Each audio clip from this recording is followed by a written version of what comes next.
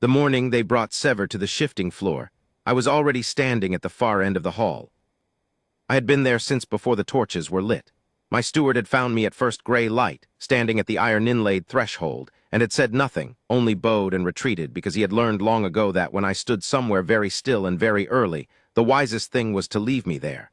I was not certain, even then, why I had come. I told myself it was the same duty that pulled me to every trial. I told myself it was administrative. I told myself it had nothing to do with the woman who mended the old manuscripts in the lower archive, whose name I had been careful not to say aloud more than necessary.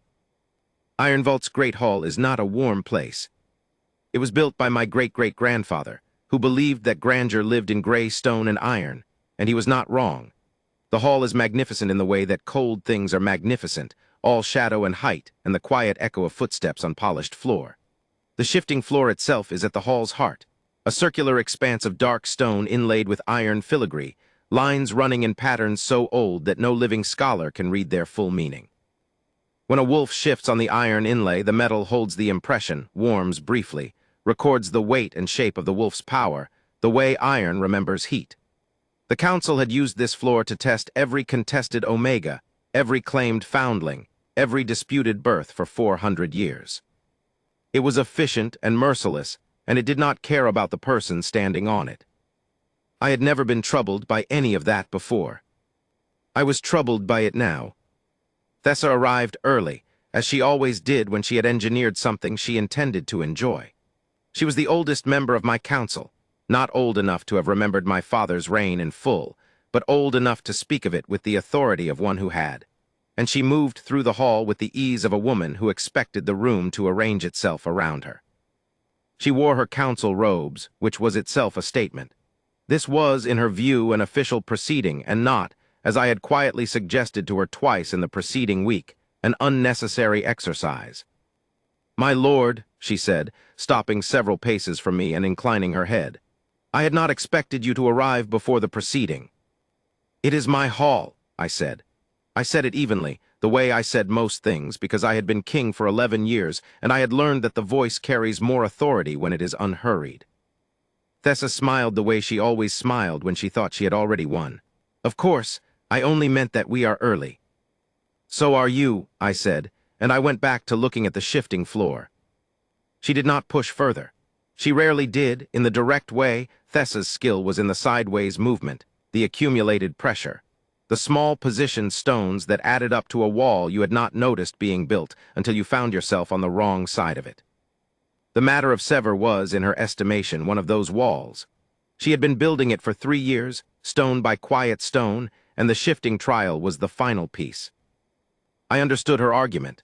I had understood it the first time she made it, with measured formality over a council table, her hands folded, and her expression arranged in the particular shape of concern she wore when she wanted something that would not look well if she simply asked for it directly. A wolf pack kingdom, she had said, must maintain the integrity of its bloodlines. Those permitted to remain among the pack, to eat at pack tables, to shelter behind pack walls, to claim pack protection must be wolves. It was not cruelty, she had said. It was order. And the girl Sever, who had been brought to Ironvault as a child under his late Majesty's mercy, and who had never, in 18 years among them, demonstrated a wolf of any kind. The girl Sever was, regrettably, not a wolf. She had used the word regrettably very deliberately. I had noted it and filed it, and said I would take the matter under advisement, which was how I bought time for things I was not yet ready to act on. I had taken 3 years of advisement. Thessa had finally done the thing she could do as senior council member and called the trial herself, which was within her authority, and which I could have overruled and had chosen not to, and I was still not entirely certain why. My wolf knew. My wolf had known for weeks, pressing against the inside of my chest in the way he had not done since I was a boy, a low, persistent warmth, like an ember you keep expecting to go cold and which refuses. I had ignored it. I was practiced at ignoring my wolf.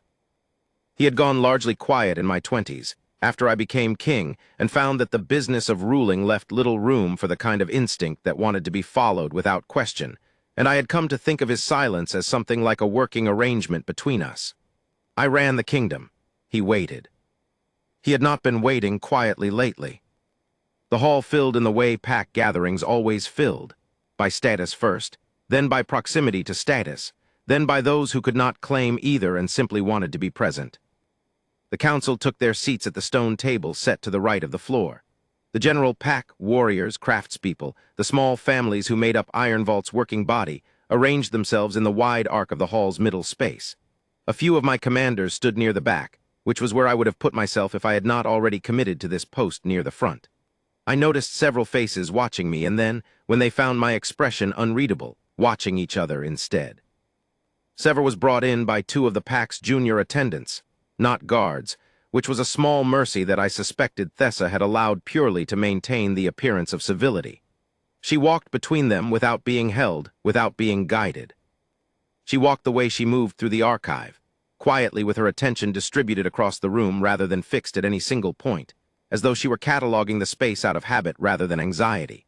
She was wearing her ordinary clothes, a plain dark dress, the sort of heavy-woven fabric that held warmth in the cold of the high plateau, worn at the cuffs.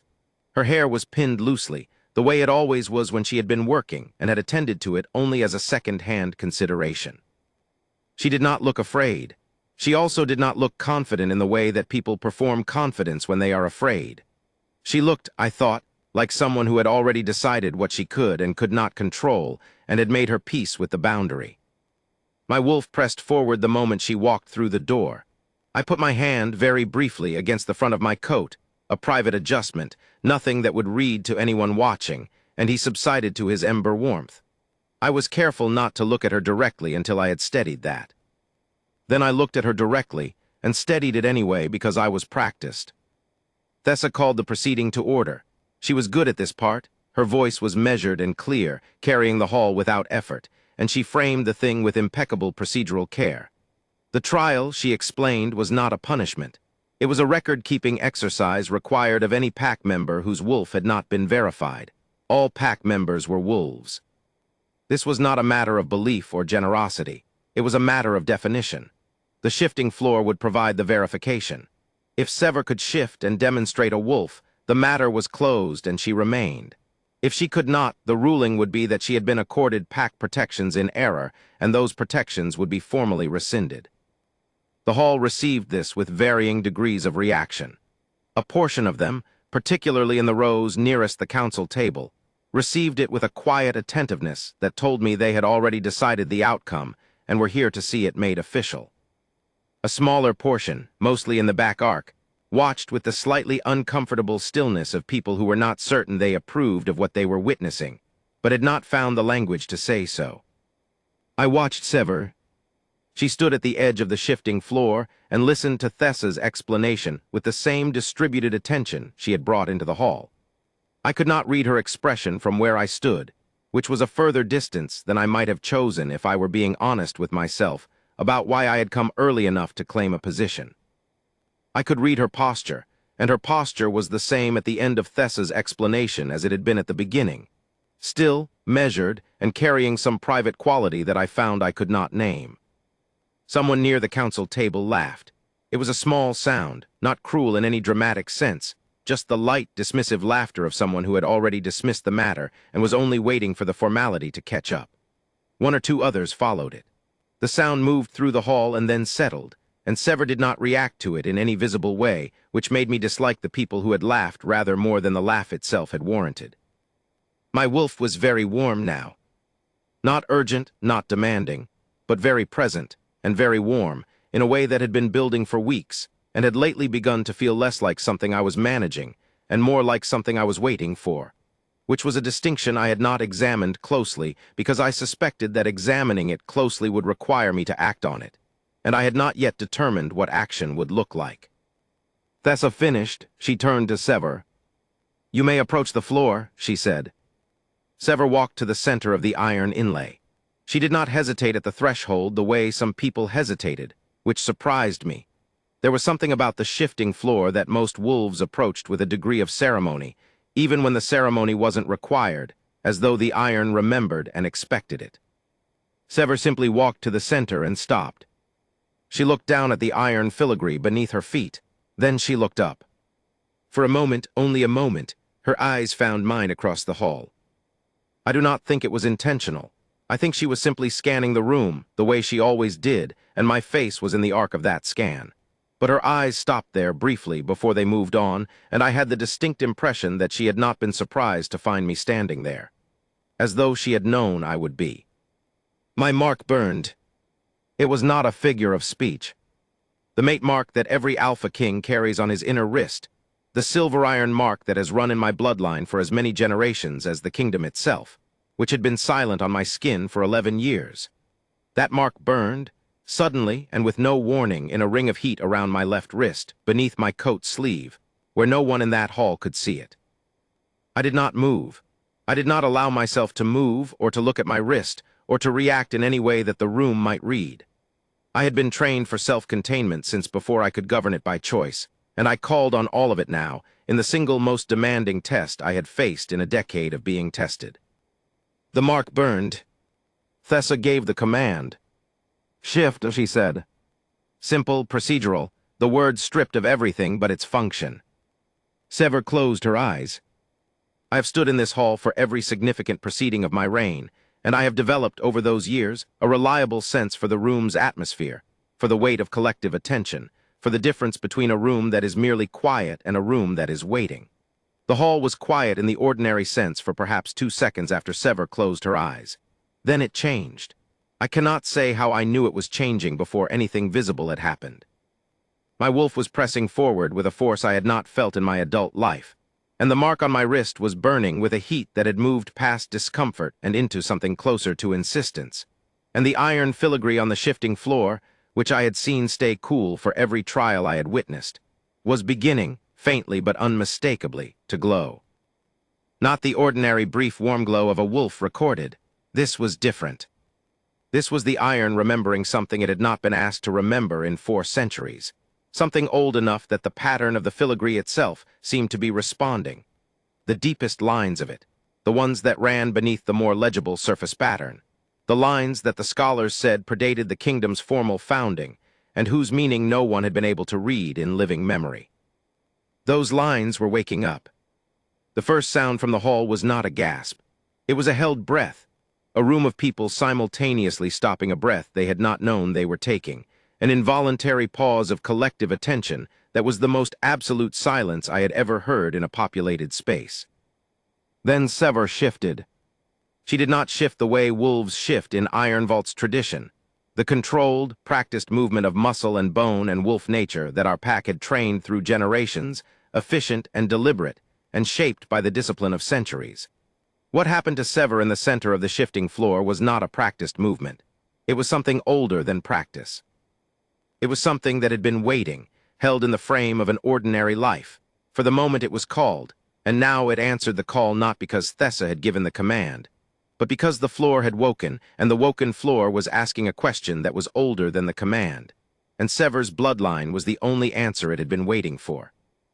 The light came first. Silver iron light, the color of the iron filigree, but alive in a way that metal is not alive, the color of moonlight through iron lattice, of something old and precise and luminous.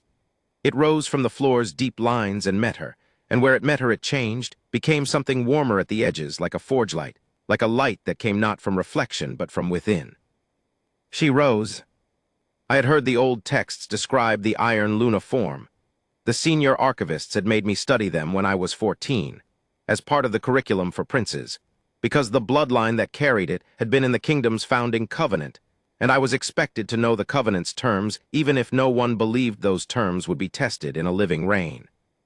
The text described a form of considerable power, a wolf of unusual size and proportion, with a coat the color of iron-threaded silver, eyes that carried the deep amber of a forge at full heat, and a bearing that the texts, struggling against their own inadequacy, described variously as the authority of the old compact, and the shape of the covenant's first witness, and in one text written by a scholar who seemed to have abandoned scholarly restraint entirely, the thing the iron remembers when it remembers what it was made for. The texts were insufficient. The texts were the description of a painting, and the painting was a description of the thing itself, and the thing itself was standing in the center of the shifting floor with the iron light of 4 centuries rising around it, and there were no words in the texts or in my vocabulary that covered what it was to see it. What I can say is this. The hall did not make a sound. Not one sound from anyone for longer than I can account for, not a breath, not a shuffle of feet, not the involuntary small noise that people make when something unexpected occurs. The kind of silence that is not the absence of sound, but the presence of something that has displaced it. The council table was still. Thessa, who had organized this proceeding and who had been arranging the outcome for 3 years, was very still. The pack, the warriors and craftspeople and small families in the arc of the middle hall were still. My commanders at the back were still.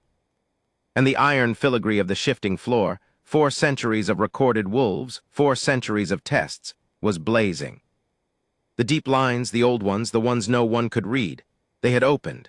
Not broken, opened the way a door opens, the way something locked opens when the key is correctly applied. They were blazing with an iron-amber light, and the pattern they formed, now that it was fully illuminated and could be read from above, was a shape I recognized from the Covenant texts. The founding mark. The shape that the Covenant's original writers had used to seal the compact between the Iron Luna bloodline and the Kingdom of Iron Vault, in the years before the bloodline had been thought lost. I was moving before I had decided to move. Later I would consider this, the fact that I crossed the shifting floor without deliberation, that I shed my cloak as I walked, that everything I had spent 11 years building around the question of choice and authority, and the governance of instinct simply fell away in the face of what I was walking toward. I would consider it, and I would not be troubled by it, because there are things that do not require deliberation, and I had spent 11 years learning to tell the difference, and this was one of them. She had come back to herself by the time I reached her. The iron Luna form had settled, not disappeared, but softened to its resting state, the silver iron light drawing back into her frame, her coat still luminous at the edges, her eyes still the forge amber of the deep bloodline. She was looking at me. Her expression was the same quality I had been watching across the hall for weeks, the same quality I had never been able to name. And standing 3 feet from her on the blazing iron of the shifting floor, with my mark burning on my wrist and the Covenant seal open beneath us both, I finally understood what it was. She had known, not the way scholars know, not from texts or council records or the accumulated evidence of a living investigation. She had known the way bloodlines know, which is from the inside, from the place where the old compact lives in the bone and in the wolf nature, and in the thing that is neither but connects them. She had known there was something in her that had no name yet because it had never been called. She had come to the floor not in defiance and not in despair, but in a perfect, clear-eyed willingness to let the thing be called, whatever it was. I placed the cloak around her. It is a king's cloak, heavy wool, iron-clasped at the throat, the sort of garment that is as much symbol as warmth. I had worn it since my father's death, and I had never taken it from my own shoulders and placed it on another's, and the room understood instantly what the gesture meant. I felt the understanding move through the hall the way heat moves through iron, beginning at the point of contact and spreading outward, reaching every part of the space, finding every person in it. I did not look at the hall, I looked at her. "Sever," I said, her name in my own voice before the full court for the first time without qualification, not the archivist's assistant, or the late Alpha's ward, or any of the other framings that the council had preferred for her. Just her name. Just the name I had been careful not to say too often because I had known, on some level beneath the level of rational consideration, that saying it freely would be a threshold I could not uncross. She met my eyes. Her voice was quiet, not soft exactly, but the kind of quiet that comes from a person who knows when to use all of it, and when only a portion is needed. "My lord," she said, "the floor." "I know," I said. "You felt it." "I felt it." I turned my wrist briefly and showed her the inside of it, the mate mark, visible now, burning silver iron and amber in the lines of the blazing floor. "I felt it before you shifted. I felt it when you walked into the hall." Something in her expression changed. Not surprise, she was past surprise, I thought, past the particular vulnerability that surprise creates, because she had been living at the edge of an unknown thing for a long time and had made her accommodation with not knowing. What changed was something quieter. A coming to rest. The same quality, moved 1 degree further. She looked at the mark on my wrist. Then she looked at her own hands and the iron light at her edges, and then she looked at the floor beneath us, at the founding mark blazing in its ancient lines, the compact sealed and resealed and alive for the first time in 400 years. "I didn't know what I was," she said. It was not an apology. It was information offered with the same clarity she brought to everything. "I know you didn't," I said. And then, because it needed to be said and because I had been careful for too long, "It does not change what I have watched you be for the time I have watched." She was quiet for a moment, then, "You watched." "I watched," I said, "longer than I should have taken to act. That is mine."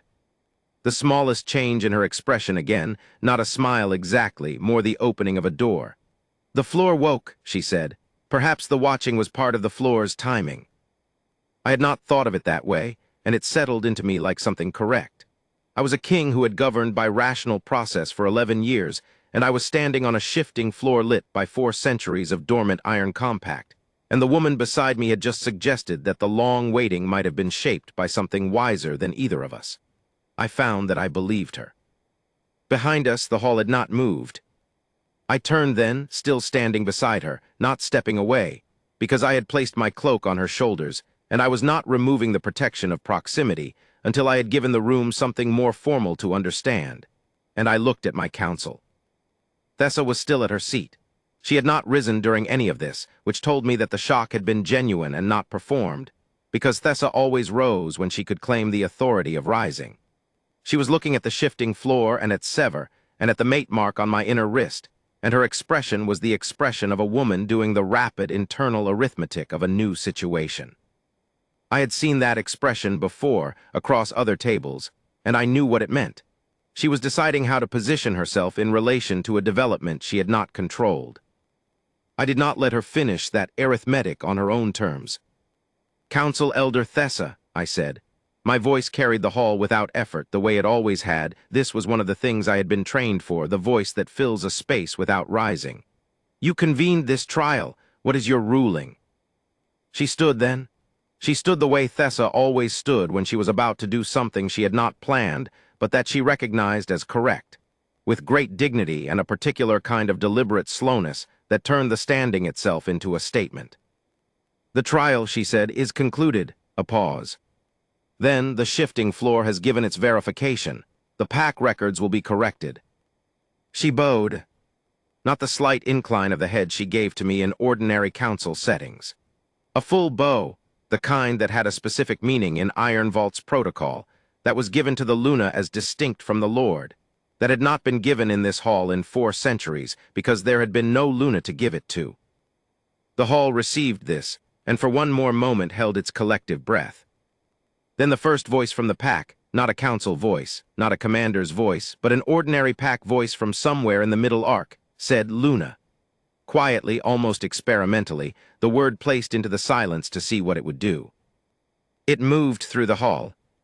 By the 3rd repetition, it was not one voice. By the 5th, it was a sound with its own weight and direction, the hall finding its collective voice the way it did at the great pack ceremonies, not directed by protocol, but arrived at organically, the whole room reaching the same conclusion through separate channels, and then discovering they had arrived together. The iron filigree of the shifting floor blazed once more as the sound built, one final pulse of light, deep and warm and very old, and then settled into its ordinary cold iron stillness. The compact recorded the covenant honored, the long waiting done. I stood beside Sever and let the hall do what it was doing. She stood very still inside my cloak, which was too large for her, the shoulders dropped, the hem trailed, and she was watching the hall's response with the same cataloging attention she had brought through the door, absorbing it, placing it, not overwhelmed by it, not performing anything in response to it, just seeing it clearly the way she saw most things. "That," she said quietly, at a level only I could hear, "is more of them than I expected." "It is the whole pack," I said. "I know," she said. "I meant that I expected fewer of them to be glad." I looked at her profile. The iron light at her edges had calmed to a faint luminescence, visible if you looked directly at her in the right angle of torchlight, not visible unless you were close. I was close. "There are people in this room," I said, "who were never certain the outcome Thessa intended was a right one, who had no language for their uncertainty because the council table had done its work well. The floor gave them the language." She considered this. "The floor gave everyone the same thing," she said. "Yes," I said, "but some of them needed it more than others." In the weeks that followed, I learned certain things about Sever that I had watched from a distance for long enough to have the shape of, but not the detail. I learned that she had come to Iron Vault at the age of 8, in the care of a traveling scholar who had found her on the road from a northern settlement that no longer existed, a settlement so remote and so small that it had not survived the harsh winter of that year, and she was the only person who had been traveling away from it when it failed.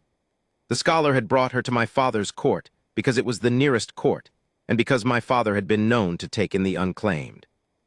My father had looked at the child with her quiet eyes and her complete absence of any visible distress, and had extended the hospitality of the pack indefinitely, which was as close as he came to formal adoption.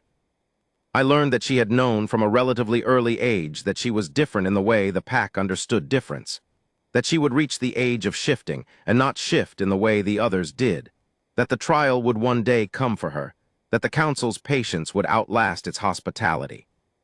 She had spent the intervening years not in dread of this, but in the preparation she could make for it, learning everything the archive held about the pack's history, its bloodlines, its old covenants, the deep texts that the working members of the pack never read and the scholars read only as curriculum.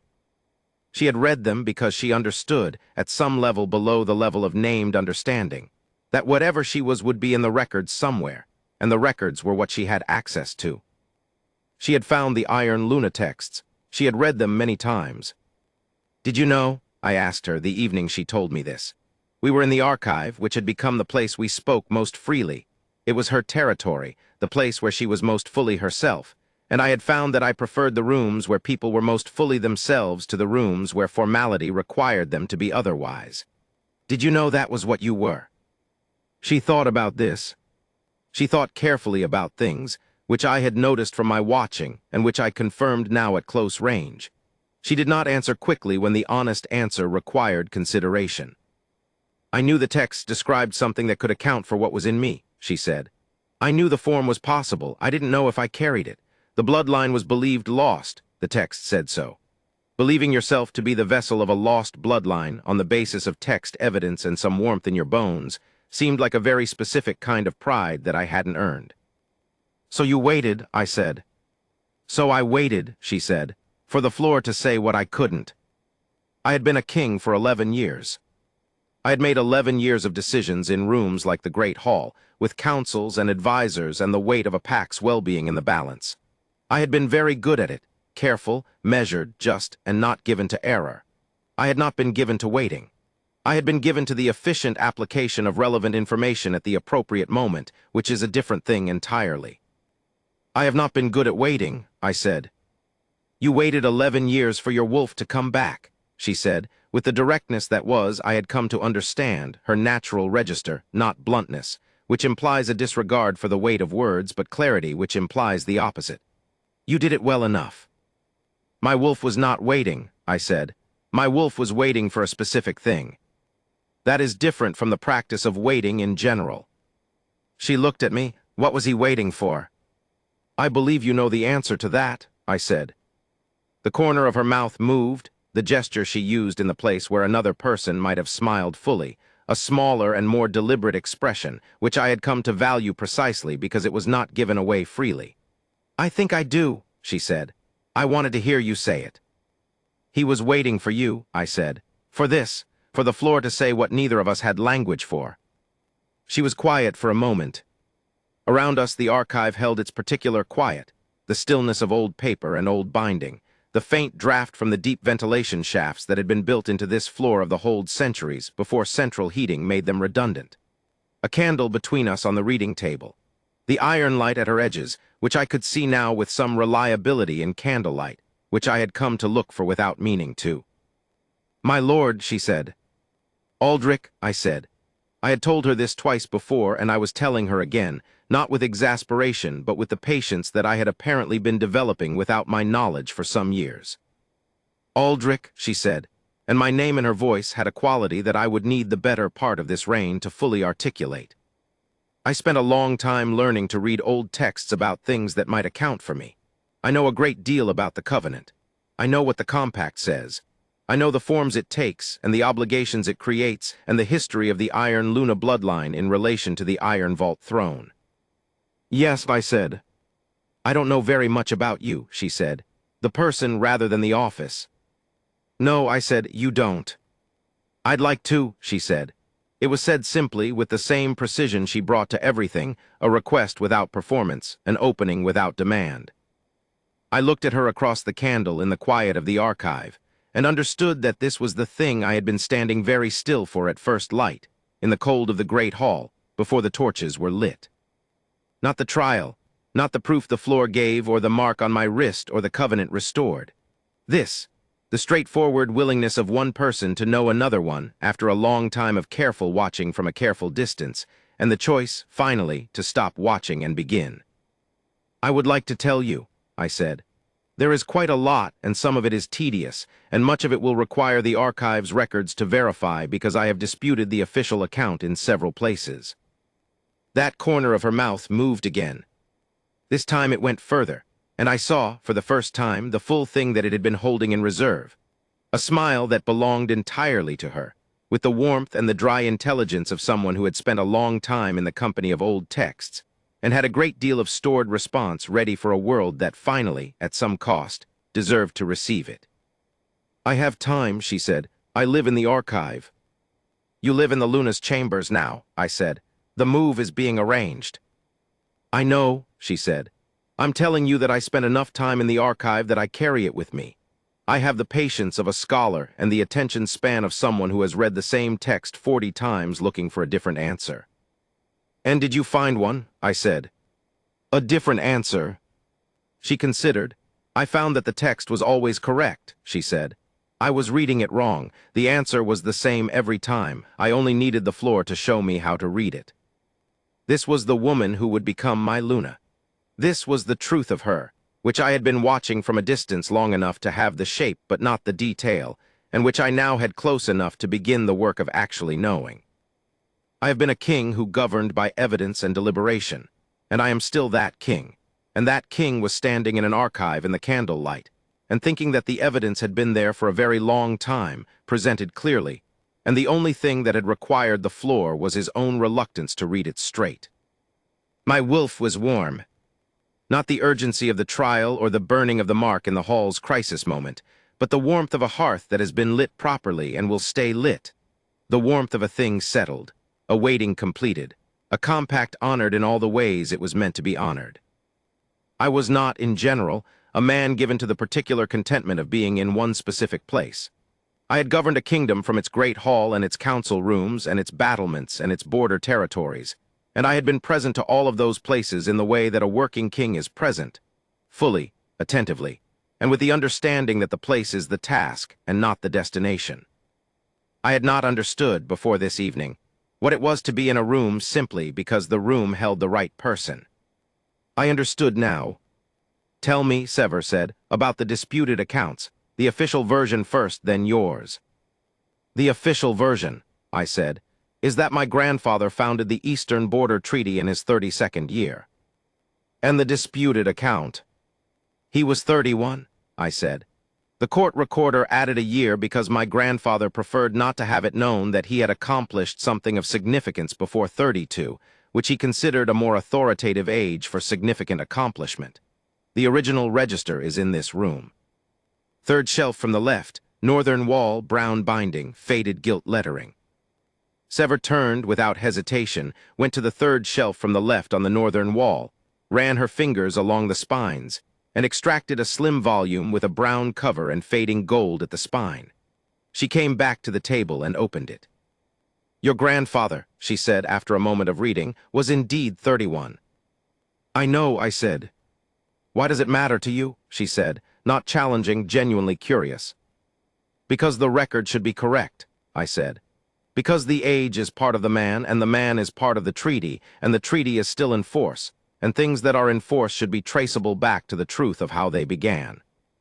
She considered this. You're a keeper of correct records, she said. I am a king who believes that governance built on adjusted accounts is governance built on unstable ground, I said. And yet, she said, with the quiet precision that I was already learning was where she kept her sharpest observations, you watched a 3-year proceeding against an innocent woman and took 3 years of advisement rather than acting. There it was, I had known it was coming. She was a scholar, and she had read the texts, and she understood the covenant's terms, which meant she understood what the mark on my wrist and the floor's response implied about timing. She was not being unkind. She was being accurate. "Yes," I said. "Why?" she said. I looked at the candle.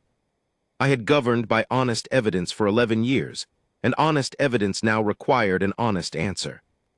Because acting would have required me to admit to myself what I was acting on, I said. And admitting what I was acting on would have required me to name something I was not prepared to have a name for. "The mark," she said. "The mark had been quiet since I was 22, I said. I had concluded over the years that it would remain quiet, that certain things in me had been subdued by the demands of the office. I had made a kind of peace with that.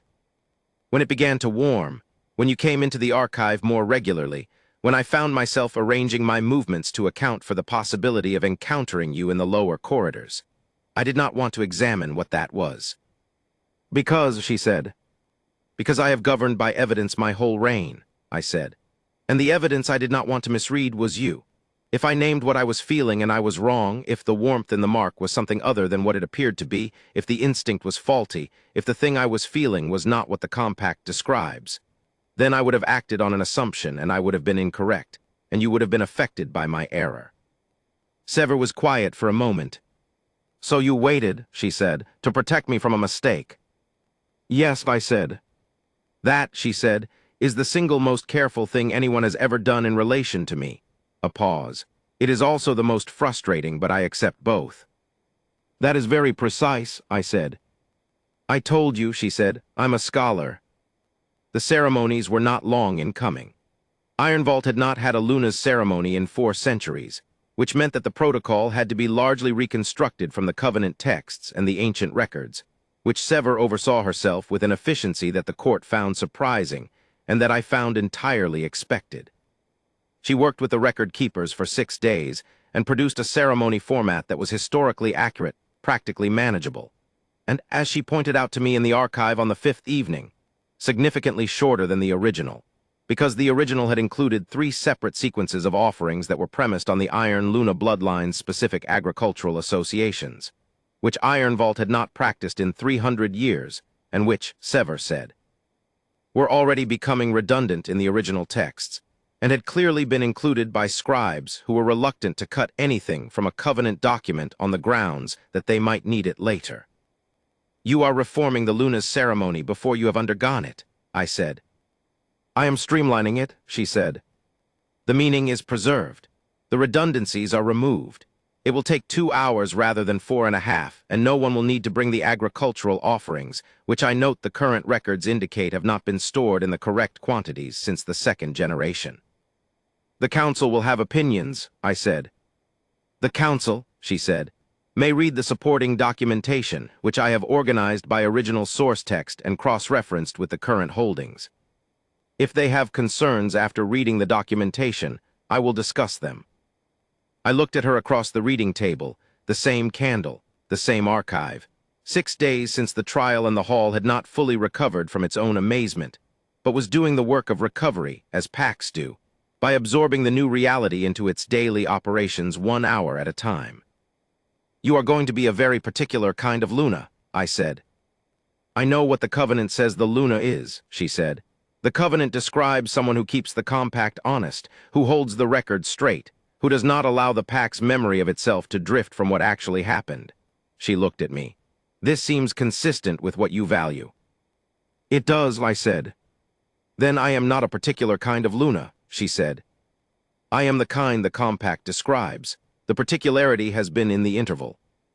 The ceremony was 12 days after the trial.